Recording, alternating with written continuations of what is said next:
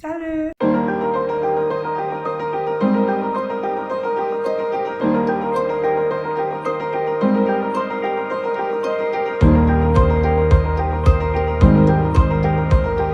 Un coucou spécial à toute la communauté francophone qui m'écoute toujours et qui est abonnée à mes réseaux sociaux.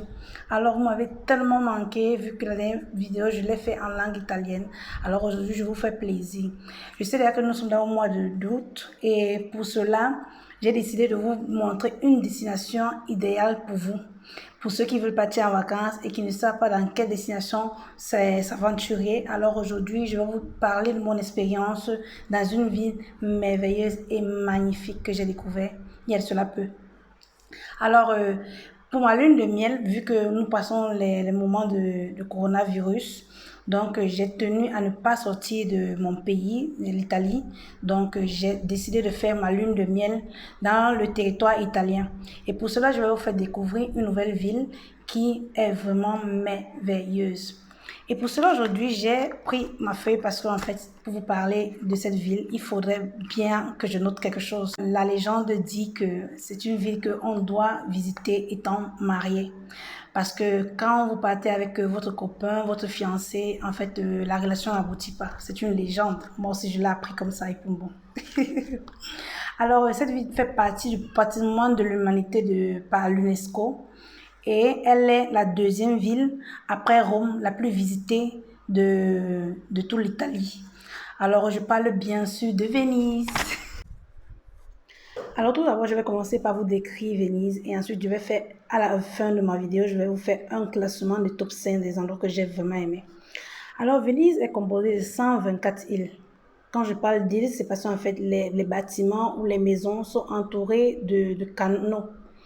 Et justement, on en compte 178 canaux, dont le plus grand s'appelle le Grand Canal, qui mesure 3247 mètres.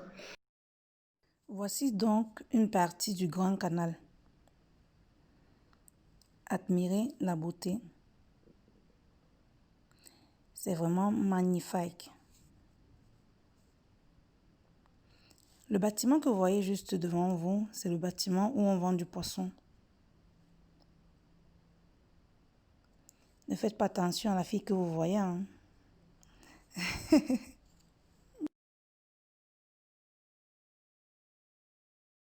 Alors, plusieurs années en arrière, Venise comptait 6000 puits, mais de nos jours, nous en trouvons juste 2000 puits. La chose qui fait en fait l'histoire de Venise, ce sont ses églises. Parce qu'il y a une multitude d'églises à Venise et on en compte 148 églises. L'architecture de chaque église est vraiment unique en son genre. 148 églises dont j'ai eu la chance de visiter un qui est vraiment très spécial. Je vous invite à regarder la vidéo jusqu'à la fin et je vous parlerai de cette église. Alors, nous comptons aussi 170 campagnes, comment on appelle ça en français? 170 cloches, voilà. 170 cloches, 417 ponts. Donc, il y en a 4 principaux. Le pont de Rialto, qui est juste à la station, quand vous arrivez à la station ferroviaire.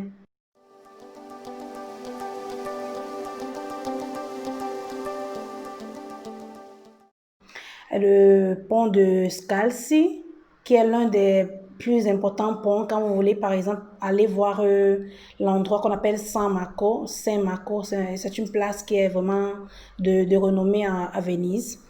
Il y a le pont de l'Académie et ainsi que le pont de la Construction. Donc, ça sont les grands ponts qu'on trouve à Venise. Maintenant, pour parler maintenant de mon top 5, arrivons directement à mon top 5 parce que vraiment, j'ai visité des endroits que j'ai vraiment adoré.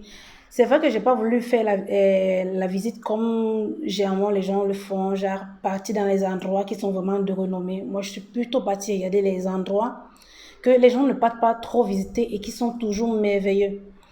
Alors, dans mon top 5, j'ai mis la place de Saint-Marc.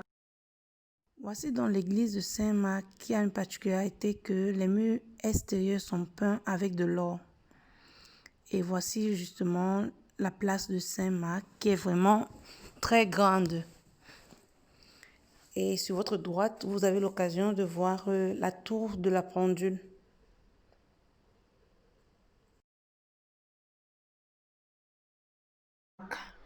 La place de Saint-Marc, je l'ai mis au top 5 parce qu'elle est une place qui est vraiment, quand on parle de Venise, on parle de la place de Saint-Marc. Et généralement, les gens visitent toujours cette place. C'est pour cela que j'ai mis dans le top 5, je l'ai mis à la dernière position.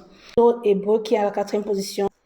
Les Hébreux étaient des gens qui étaient vraiment indésirés et pour cela, ils ont créé une sorte de ghetto pour eux, d'où ils ont construit des maisons vraiment un peu très hautes, de peur d'être pris ou bien en fait pour se protéger.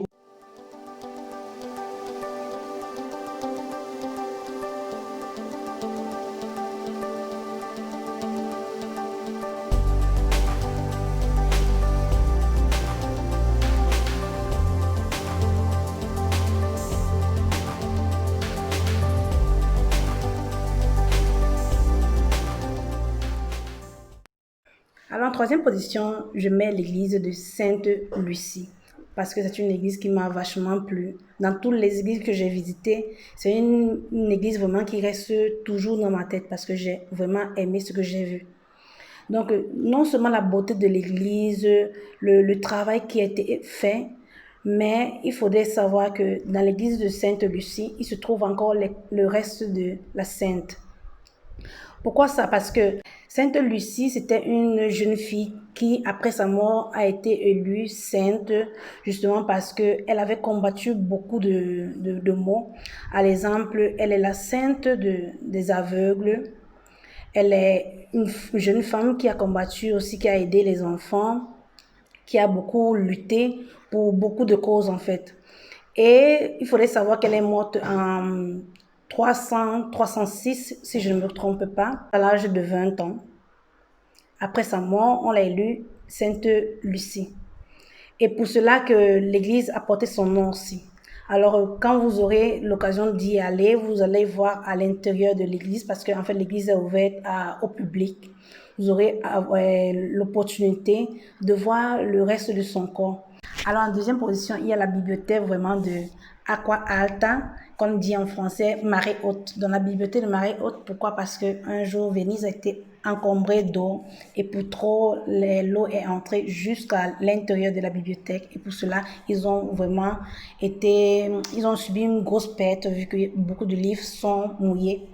Mais ça n'a pas empêché quand même de faire un décor à l'extérieur magnifique que vous pourrez vous asseoir pour lire vos livres très tranquillement.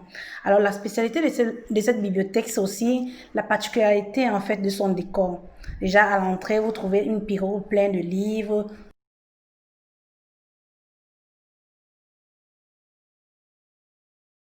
Vous trouvez des objets vraiment hors du commun. Et dans cette bibliothèque, la chose que j'ai beaucoup aimée, c'est que j'ai eu la chance d'acheter les livres d'un film que j'adore.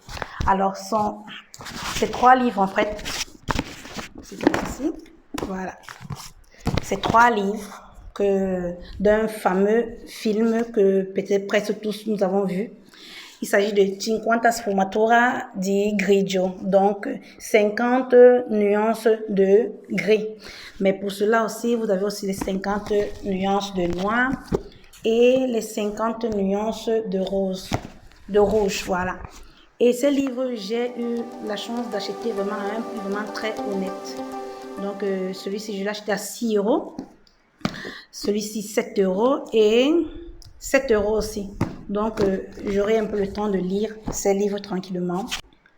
Alors, à la première position, bien sûr, j'ai tenu à mettre le moyen de transport le plus commun et historique de Venise, qui est la pirogue. En fait, pas une pirogue ordinaire, comme appellent les Italiens. On appelle ça la gondola.